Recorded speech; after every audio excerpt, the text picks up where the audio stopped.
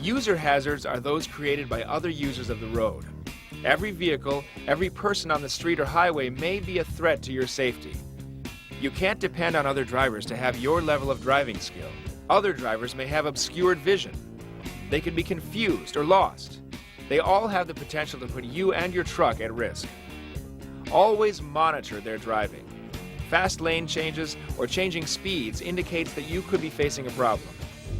Never forget that there are a lot of drunk drivers on the road. The bars open early and close late.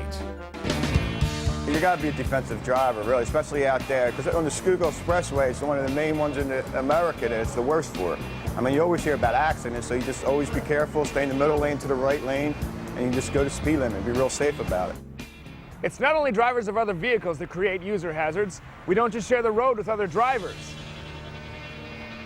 Road crews at work present a whole set of their own hazards. Bicycle riders can be unpredictable.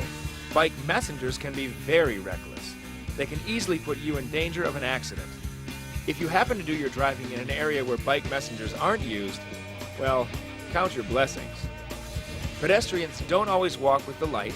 Children don't always have the judgment to avoid you in certain situations.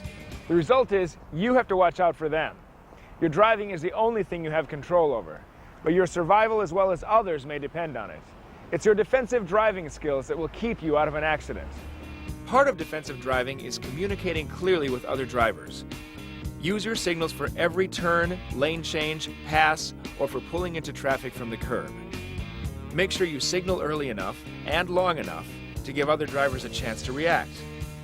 Even with proper signaling, some drivers won't see you. If you aren't certain others are aware of your presence, use your horn. A light tap on the horn can prevent an accident. Whatever you do, though, don't get in the habit of driving with your horn. You better signal early. I mean, if you're coming up on a ramp that you're going to exit or come onto, let them know by putting that turn signal on.